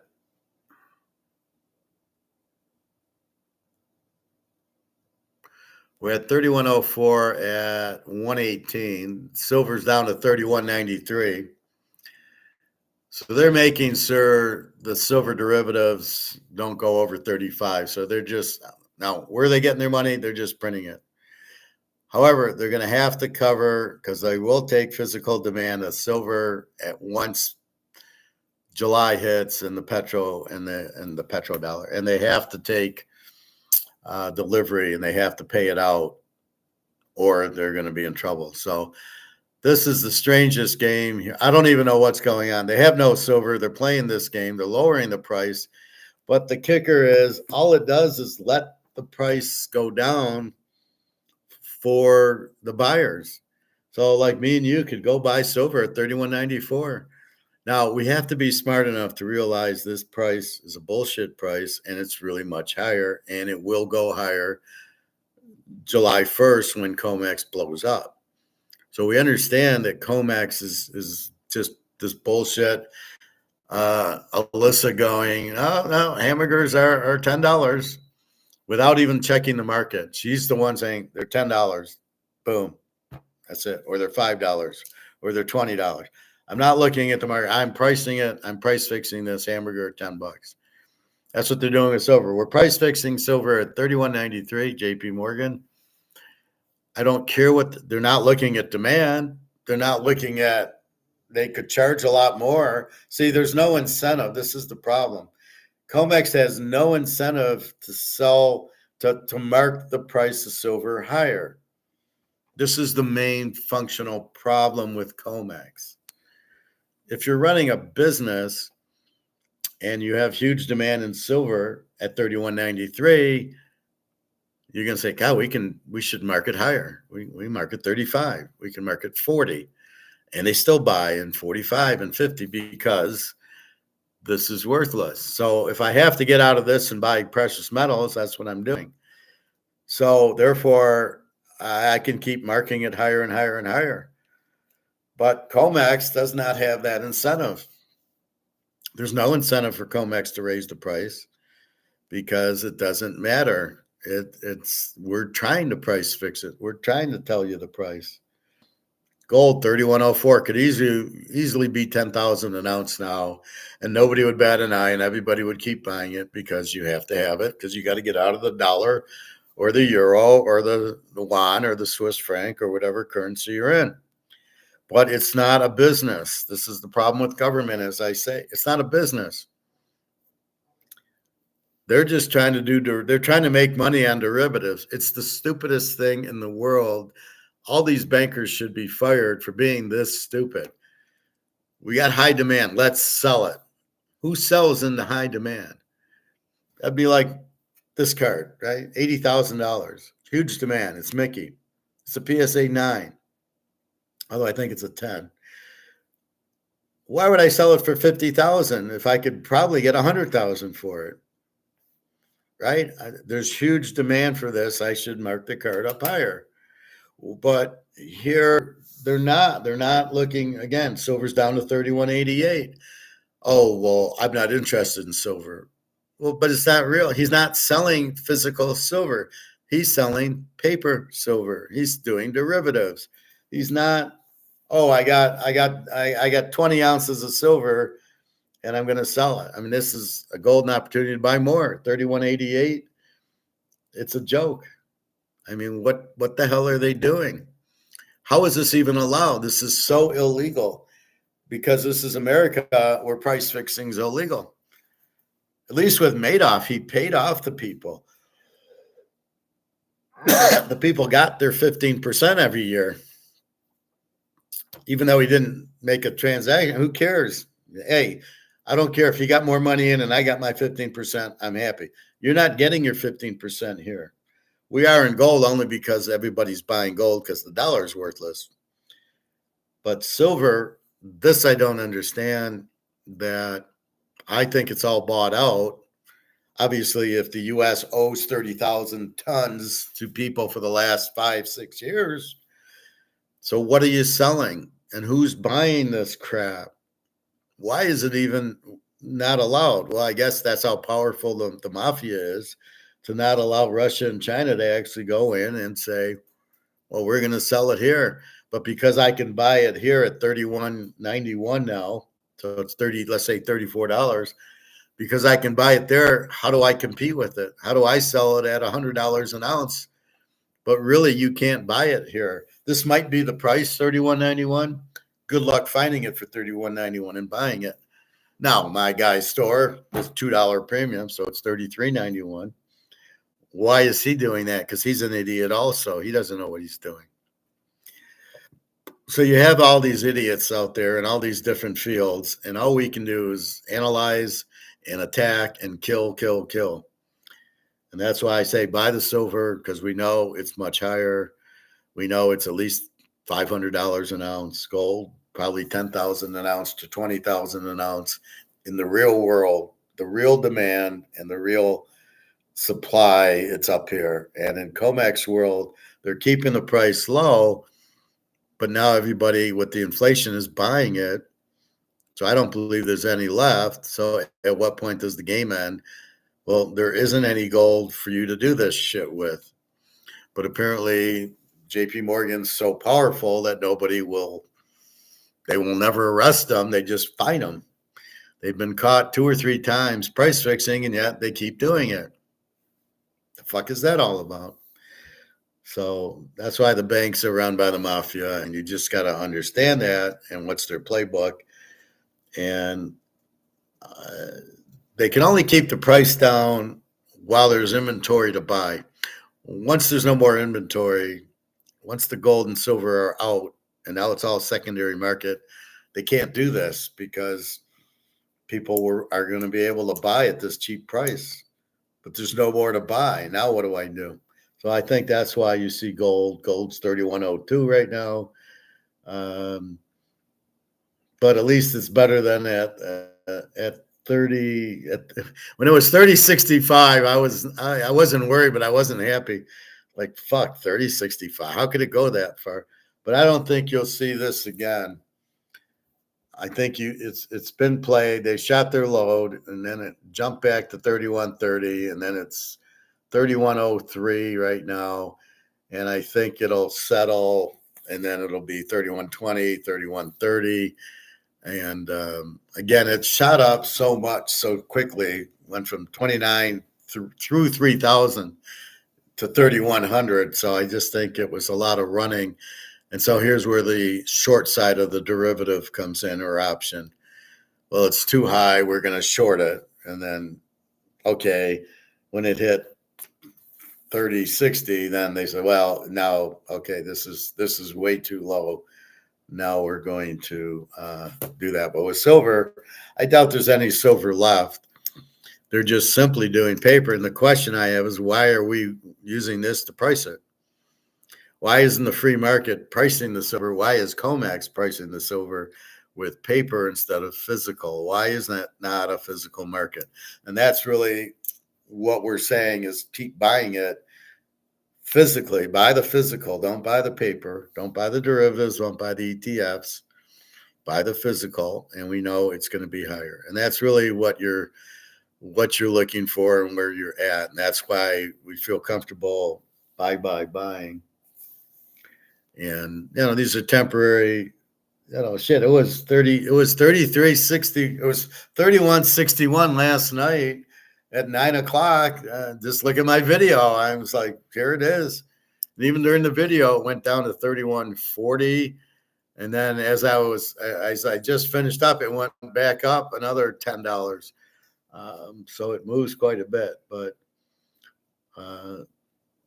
it's a strange market because that's why, like, this is 80,000 and gold's 3,000. You're like, what the fuck's going on? That's why you want to buy the baseball cards, and what you don't want to buy. See, Bitcoin. Let's see what Bitcoin's at today. Is it up or down? Bitcoin is at 81,789. So Bitcoin's down 6%. I thought it was 85, 86 yesterday. Yeah, Bitcoin was at 88 something yesterday and is now down. So it's down to 81. But this isn't real. And again, this isn't real. People are like running around like a bunch of idiots. They're buying Bitcoin because it's expensive, but it's not real. You can't see it. You can't hold it. It's not real, but it's 81,000 for ear. I mean, I'm going to sell my avocado for, how about, give me 81,000 for my avocado skin? I mean, that's what you're telling me. So again, I just, people are buying, but see, you can buy Bitcoin. It kind of gives you an accurate price. In gold and silver, you have a paper covered price and you really don't know what it is. I would say 81 grand is a real price for Bitcoin, even though Bitcoin isn't real and doesn't exist. Where this gold and silver, the real price is here and the gold and silver is there. And that's, I think, what you got to realize. So, anything else? Let's check the stock market. Again, they're making too big of a deal with tariffs. Tariffs are just a tax. Why would that make such a big deal?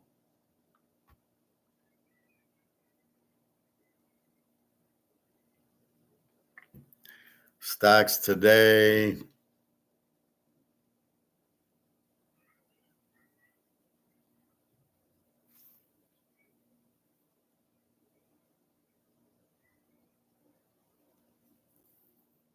Dow drops 1,300 points. S&P 500 loses 4. This is 6 minutes ago.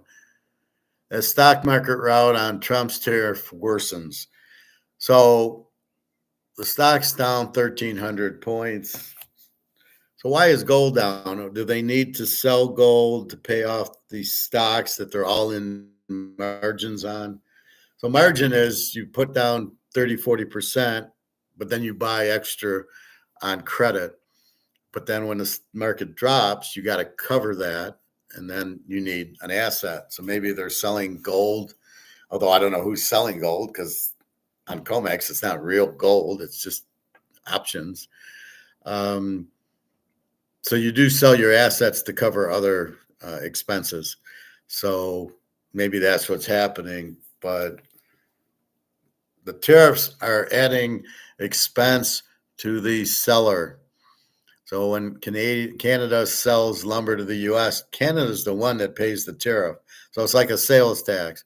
So you go to the restaurant and you get your hamburger and it's $10, and then there's tax on it, right? 6% or whatever, and that's what a tariff is. So but the difference is the seller's adding tax, and in the sales tax, it's the buyer paying the tax. In tariffs, it's Canada and Mexico and China paying the tax. Now they can raise their prices, but again, we don't have to take them. That's just what happens. So if I was selling the mantle card and I was in Canada to the U.S., and I sell for 80,000, I would have a 10 or 20% tariff to pay because I'm selling it to the US. So maybe now the price goes up on the card to cover the tariff, but that won't work. See, that's my whole argument. It won't work because I'll buy a card from America and I won't have to, I'll pay less because he's trying to get the tariff. You can't recover the tariff. You can't get that price. Only the market will bear it. So it better be very rare that there's no other place to go to get it. So that's what we see here with the mantle card, or with anything coming from Canada, the lumber, the steel, the aluminum, or anything from China, which was going through Mexico. China apparently sends a lot of fentanyl to Canada and Mexico to get into the U.S. Or do they kind of kill everybody here with the fentanyl? It's crazy. So that's what's happening. So the market, so Bitcoin's down 6,000 and the stock market's down 1,300 points. Really, it's down more, but they keep printing money to make it look good because they got to make the economy look good. Otherwise, Trump will be up Schitt's Creek without a paddle. The market drops $5,000. He's in big trouble. And that's where we're at with it. So it's 1:30. Anything else? A little more sports today. War with Russia and Ukraine. I don't know what the fuck the Europe's doing. Trump wants to win, so he wants to end the war because it's not his war, and he campaigned on I'll end the war in one day. Well, one day's been a few months, but he'll win the war, and I'm like, I don't think so. So that's where we're at with that. So let's get that war over. The wars are very expensive, both wars. So that one guy said, you do wars to get out of a recession. No, you don't. It doesn't work that way. He's trying to say, well, if you do that, then the defense contractors hire people. Well, who's paying them? Who's paying the defense contractors? The government. So the money's coming from the government, so they make more money. That doesn't get you out of a recession. I mean, that's just one little section that's going up, but all the others are going down. Profit. Trump just put a 500% tariff on Russia. Russia doesn't even use the dollar. They're sanctioned. So the problem is Putin doesn't even want the dollar. He said so. It's like a Snickers wrapper, he said. So he can tariff them all they want, but they don't. What does Russia sell to us? Weren't we on sanctions with Russia? So what are they selling to us? And guess what? You know how Russia will do it? They'll go through Norway or Sweden, and they'll sell it to the U.S., and they won't know it's Russian. It's like the Russian boats sail under Norway or Sweden, and so we let them go through, even though they're really Russian. Putin's far more clever than the U.S., so he can put a 500. What do you buy in Canada that's from Russia? And all it hurts is Russia. It doesn't hurt if Russia sells you vodka and you buy it. It doesn't hurt. You don't pay for it. It's the seller. It's coming from Russia. They pay the tariff, not you. So really, there is no cost to you. Now, does Canada raise the price of vodka from Russia? Not if you don't want them to. You just say, I'm not going to buy them. I'll buy from Sweden or Finland or something. Yeah, and vodka. Okay. But they also have gold and silver and diamonds, and they have natural gas and oil. So we don't get that from Russia. Okay, so you don't buy Russian vodka. Simple as that. Or you buy, so you go buy it from the U.S. or from Finland. There's Grey Goose. You buy that instead. As long as there's substitute, it doesn't really matter. But they'll be fine. Anyway, so yeah, the tariffs are a really stupid idea. Look for the economy to really start crashing. Another reason we have gold. It saves us from inflation. It saves us from tariffs. because again, the tariffs are in this or in this, right? They're either in euros or dollars or Canadian. Well, Canadian money really isn't worth anything, but this isn't worth anything either, right? This is worth zero. So therefore, when you're gonna, if you have gold, gold keeps going because it's gold. Because the whole point is you can't inflate it. So when we see gold down today, it's just a buying opportunity. And when we see silver down today, go explain that. It's from tariffs. How is it from tariffs? And then why is the price going down? It would go up if it was tariffs. So I don't buy the tariff argument because I'm buying gold. There's very little gold out there, especially if I'm going to buy ounces or something, or profit with his bars. What does tariff have to do with that? I bought the bars. That's it. So anyway, keep that in mind. Absolute vodka from Sweden is better. Well, Absolute's the best, but yeah, I mean, that's the point. So what Russia will do is take their vodka to Sweden, call it Absolute Junior or Absolutely or Igorish or whatever they want to call it, sell it from Sweden, and there was no tariff on it. That's how you get around the tariffs. But the tariffs are no good. But I get he's doing it to get rid of income tax because he's got a $37 trillion debt that he can't possibly get out of, except if he has gold, but he's too stupid to buy gold. Maybe that's what they're trying to do is keep the price down to buy the gold. It's unknown. We'll hear Mark McGuire. Well, now Mark McGuire does Wednesday, so we won't hear what happened today with the tariffs. That's what I don't like about Mark McGuire. He's like, well, this is Wednesday's show. You're missing everything that happened Thursday and Friday, and you're showing it on Friday. You could, mine's live. I'm giving you what's happening right now. But that's what you have. So keep that in mind. All right. Anything else? Let's give one last look at gold. 3103. So we're hanging over 31. So for just a short hour or two, we went from 31 at about 7 o'clock down to 30.58 at 9 o'clock, and then immediately back up to 31. So as long as we're over 31, that's fine. Oh, look at silver. It's moving up to 32.01.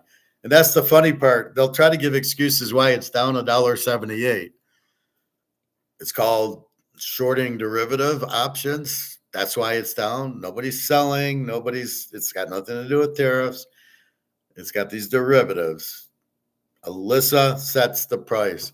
So if hamburgers go from $10 to $8, there is no reason. She just set the price at $8. Maybe she needed money or whatever and said, you know what, I'm going to lower the price to $8 without looking at the market. And that's what you have in comex. They're not looking at the market. Nobody's looking at buying and selling. This is strictly paper derivatives. That's why I says bullshit. It's a price fix for that without looking at all the people buying.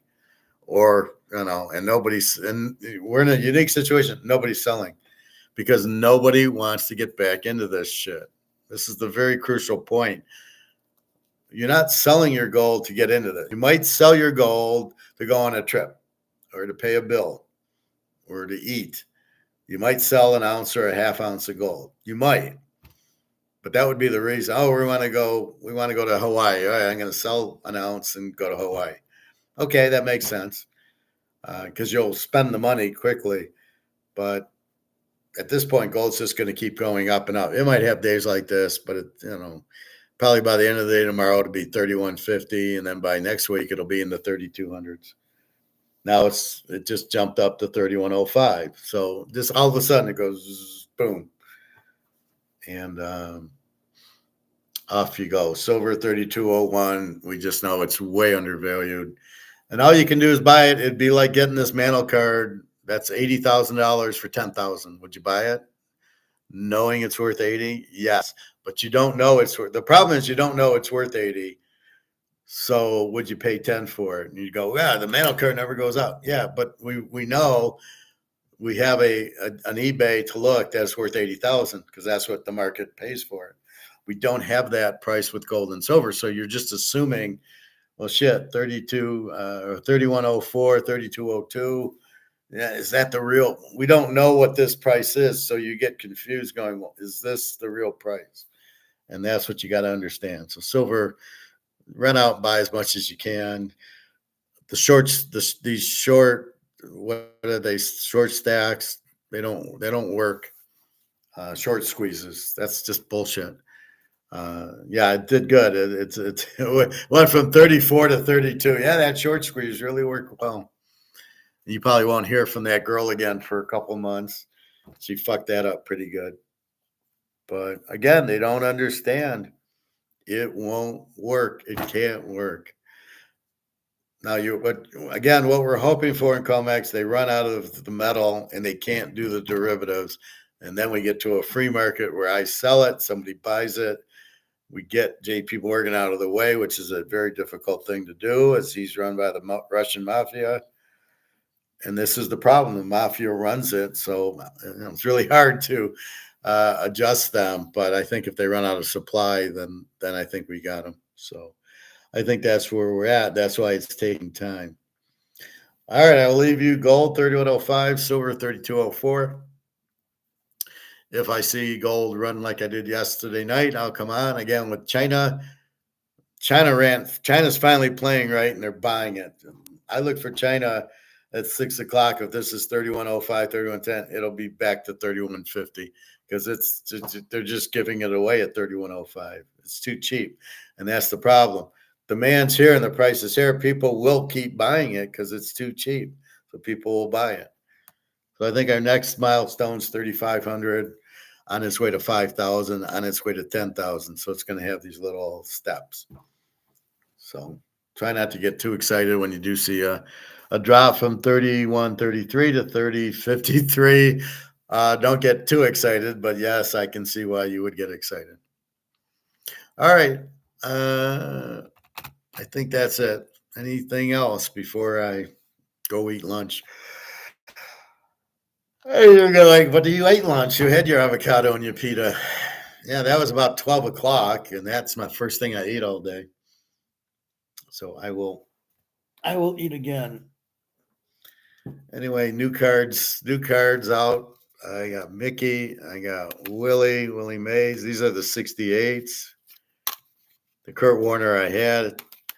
This one's a nice card. The AL Bombers. This I don't recall what year this is.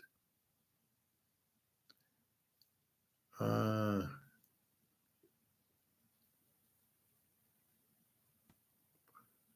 think this is 1961, actually. So you got Mantle and Maris and Cash and K-Line. That's a nice card. As long as it's got Mantle in it. Here's a Mark Messier, but it's the blue ice and it's numbered out of 250. And that's what I liked about this. At the time, 250 was very limited. Now you got your 25 count, you got your 1 of 1 Iserman, and you got your 25 count berries and 50 count Aikmans and Emmets and that, like, and stuff like that. So you do have those. All right, I think I'm going to go. We'll see. Again, this is all derivative. Nobody's selling an ounce of gold or silver. Nothing physical is being sold.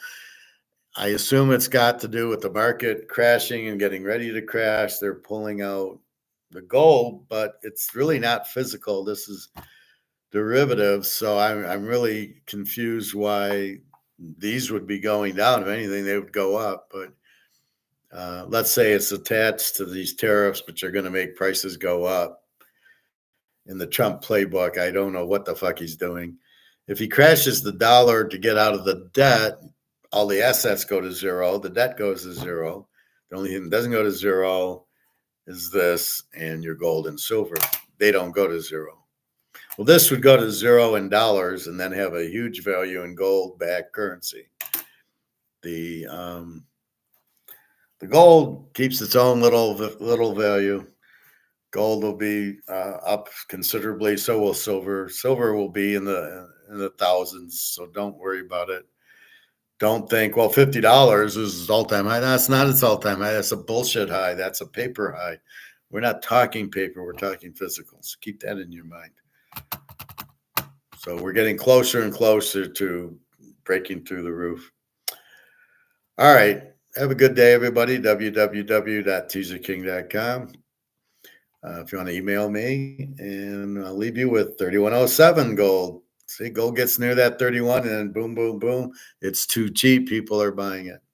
All right. Take care, everybody. Have a nice day. Tomorrow we'll see about Mark McGuire and what's going on. Probably next week I'll start doing baseball. We got the NFL draft coming up. The Final Four I gave you. Take the over in the Florida game and the under in the Houston game. And we will see. Although Alex is taking the money line, which, if you're that, this is Duke they're playing. I don't know that I'm that confident, but for 100, he gets 220. So good for him. All right. Have a nice day, everybody. Stay safe.